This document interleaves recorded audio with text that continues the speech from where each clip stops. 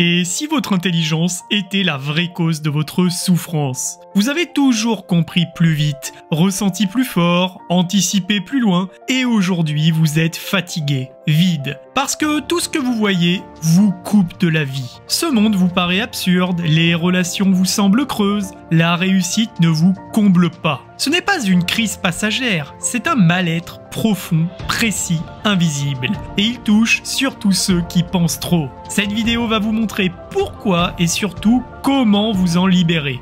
Dans la dernière partie de cette vidéo, je vous partagerai des solutions concrètes pour ne plus souffrir de ce problème. Mais pour commencer, passons à la partie 1 de cette vidéo, le paradoxe silencieux. Pourquoi les gens intelligents souffrent plus qu'ils ne le montrent? Ce que vous vivez sans forcément le comprendre, vous êtes capable de percevoir les dynamiques invisibles, ressentir les incohérences autour de vous, capter ce que les autres ignorent, voir plus loin que l'évidence. Mais cette lucidité est parfois un lourd fardeau, car plus vous comprenez, plus le monde vous paraît fatigant, creux, brutal ou même absurde. L'intelligence ne rend pas heureux, elle rend conscient. Et ce que vous voyez, ce n'est pas toujours très beau, comme par exemple l'absurdité des rapports humains, les injustices systémiques, les jeux de pouvoir au travail, l'ennui de la répétition, la superficialité des échanges sociaux. Vous ne pouvez pas désapprendre ce que vous avez vu. Et vous ne pouvez pas faire semblant d'ignorer. Quand on pense plus vite, plus loin ou plus complexe que les autres, les conversations paraissent fades, superficielles, les groupes vous fatiguent, les explications évidentes vous agacent, et vous vous sentez seul, même entouré. Ce n'est pas de la prétention, c'est une distance intérieure qui vous isole malgré tout.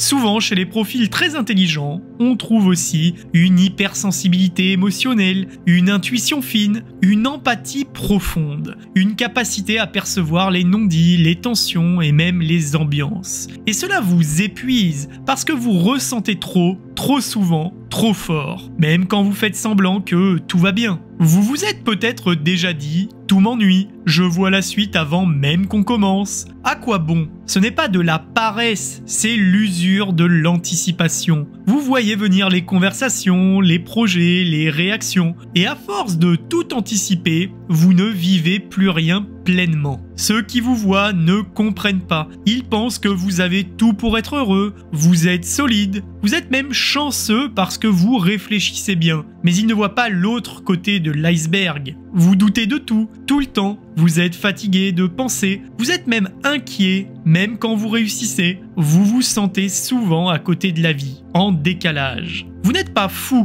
vous êtes lucide. Et c'est ça le plus dur. Ce n'est pas un trouble, ce n'est pas une faille, c'est une forme d'extrême lucidité, mais non guidée, non maîtrisée, non contenue. Et cette lucidité devient toxique quand elle tourne sans ancrage. Passons maintenant à la partie 2 de cette vidéo où nous allons voir d'où vient ce mal-être chez les profils intelligents. Tout commence dans l'enfance. Quand vous étiez enfant, vous posiez trop de questions, vous compreniez avant qu'on vous explique, vous voyez les contradictions des adultes. Vous sentiez quand quelque chose n'allait pas, même sans preuve. On vous a peut-être dit « tu penses trop ». Tu es trop sensible, ou tu devrais t'amuser comme les autres, tu te compliques la vie, et vous avez commencé à douter de votre nature. Vous étiez dans un monde qui allait moins vite que votre pensée, qui ne vous rejoignait pas dans vos raisonnements, qui ne partageait pas vos questions existentielles. Alors vous avez appris à vous taire, à vous adapter, jouer un rôle normal, raccourcir vos phrases pour ne pas perdre les autres. Mais au fond, vous vous sentiez seul. Quand on est perçu comme intelligent,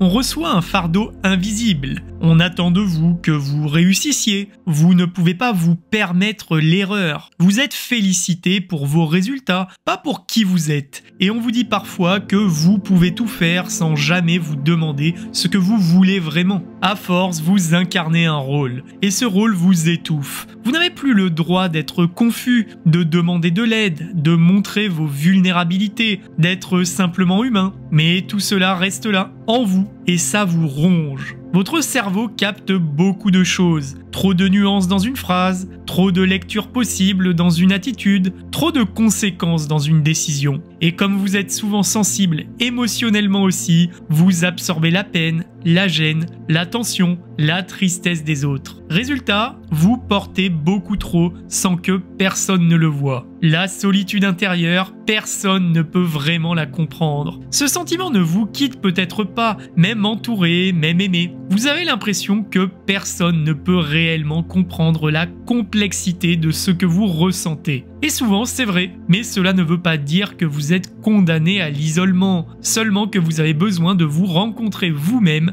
différemment. Ce que vous êtes aujourd'hui, c'est-à-dire un esprit actif, un regard fin, une capacité d'analyse forte, une conscience aiguë du monde, vient de tout cela. Mais vous avez construit cette intelligence dans un monde qui ne vous a pas appris à l'habiter sainement. Et c'est pour cela qu'elle vous blesse autant qu'elle vous aide. Nous allons maintenant passer à la partie 3 de cette vidéo où nous allons découvrir ce que l'intelligence aggrave en silence. Tout d'abord, la suranalyse constante. Vous ne pensez pas, vous rejouez, anticipez, déchiffrez, reformulez et projetez en boucle. Une phrase mal formulée devient un signal d'alerte, un regard devient un jugement, une hésitation devient une preuve de rejet. Et tout cela, votre cerveau le construit sans vous demander votre avis. La pensée comme hyper-contrôle. Vous essayez de comprendre ce que l'autre veut, éviter les conflits, anticiper les échecs, prédire les réactions ou même justifier vos décisions. Mais ce que vous appelez maîtrise est souvent une peur déguisée.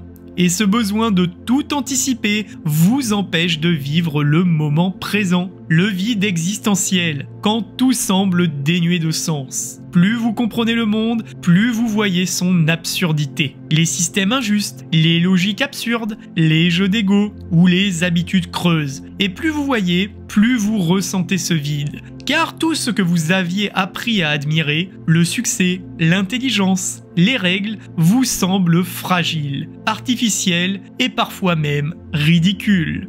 L'impuissance apprise, je sais mais je ne peux rien y faire. Vous avez peut-être l'impression de tout voir mais de ne rien pouvoir changer. De comprendre les mécanismes sans pouvoir les modifier. De prédire les échecs sans savoir les éviter. De sentir l'effondrement sans avoir les moyens d'agir. C'est là que naît le cynisme. Puis vient ensuite la résignation. Et chez beaucoup, la dépression. Vous êtes capable de tout analyser, y compris vos propres réussites. Vous minimisez vos victoires, vous doutez de votre légitimité, vous anticipez la chute même dans l'élévation. Pourquoi, me direz-vous? Parce que votre lucidité vous empêche d'y croire pleinement. Elle cherche les failles et les trouve toujours. Le détachement affectif. À force de tout observer, vous finissez par vous désengager émotionnellement. Vous comprenez l'autre, mais vous ne ressentez plus. Vous expliquez, mais ne vibrez plus. Vous jouez les rôles sans y croire. Ce n'est pas que vous n'aimez pas, c'est que vous êtes épuisé d'aimer. Et alors, tout devient flou.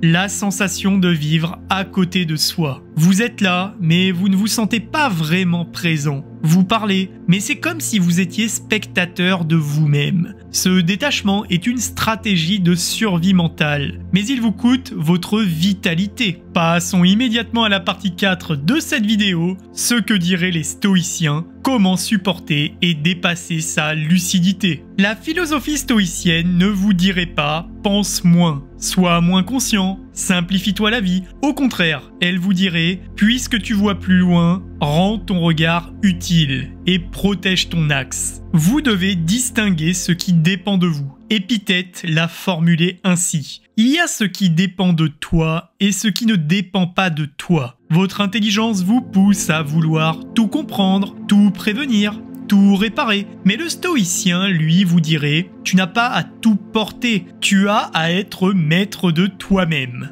Votre regard voit le non-sens, et parfois cela vous désespère. La philosophie stoïcienne, elle, regardait aussi l'injustice, l'échec, la maladie, la mort, et elle ne les fuyait pas. Elle se demandait « comment puis-je rester juste ?» calme et cohérent dans ce monde que je ne maîtrise pas. Ce n'est pas de l'indifférence, c'est de la lucidité dirigée. Vous avez une intelligence fine, alors le stoïcien vous demanderait « à quoi l'utilises-tu » Sert-elle à ruminer, à te protéger ou sert-elle à construire, éclairer ou stabiliser? La pensée n'est pas là pour vous dominer, elle est là pour vous servir. Marc Aurèle écrivait « Ne discute pas sans fin sur ce que tu dois être un homme bon, sois-le ». C'est une invitation pour vous quand vous êtes perdu dans la pensée. Faites un geste simple, écrivez une ligne, aidez quelqu'un sans rien dire, rangez ce qui traîne par exemple. L'action même minuscule rappelle à la vie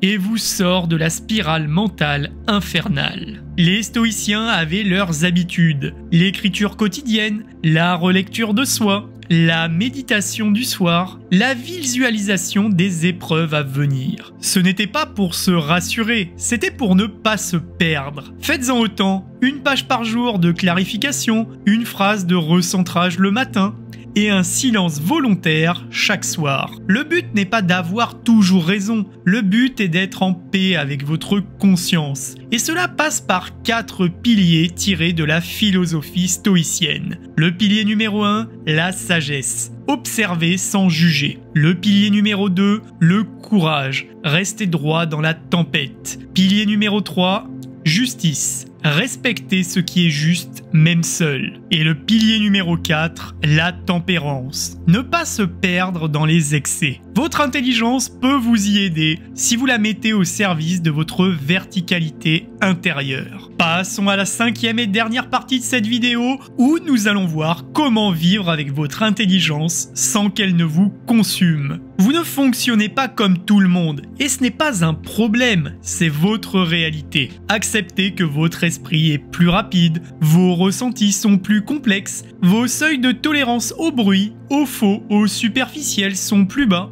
Ce n'est pas à fuir, c'est à connaître, à honorer et à apprivoiser. Deuxième astuce, mettre des limites mentales, même à soi-même. Votre cerveau ne s'arrête jamais de produire, mais vous pouvez choisir de ne pas tout écouter. Toutes vos pensées ne sont pas vraies, tous vos doutes ne méritent pas d'être ruminés, toutes vos analyses ne mènent pas à la vérité. Alors, comme un bon capitaine, vous n'éteignez pas le moteur, vous tenez la barre. Astuce numéro 3, créer de la matière, pas seulement du sens. À force de penser, vous oubliez parfois de faire. Mais ce monde a besoin d'écrits, de musique, d'idées claires, de projets menés et terminés, de choses construites. Votre intelligence est précieuse, mais elle devient vivante quand elle passe par vos mains. Astuce numéro 4, choisir des relations qui vous nourrissent et non qui vous fatiguent. Vous avez besoin de profondeur, de silence partagé, de regard lucide, de vraie connexion. Ce n'est pas être exigeant, c'est être réaliste. Mieux vaut 2 relations nourrissantes que 10 qui vous vident.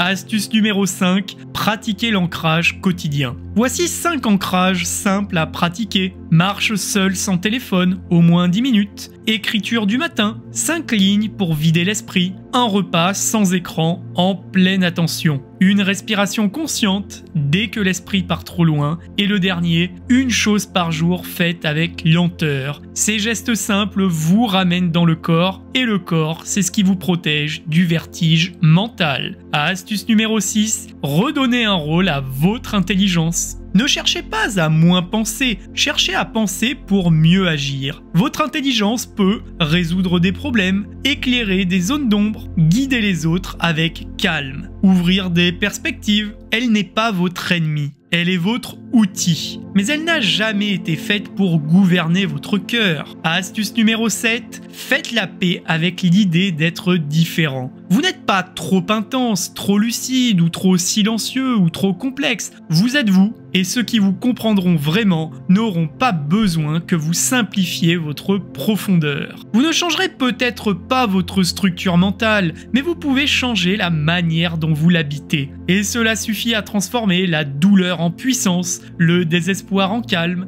la solitude en exigence choisie et l'intelligence en axe de clarté. Et maintenant, je vous pose une question. Mettez-moi en commentaire vos réflexions. Et vous, êtes-vous prêt à cesser de combattre votre esprit pour enfin marcher vers lui dans la même direction ?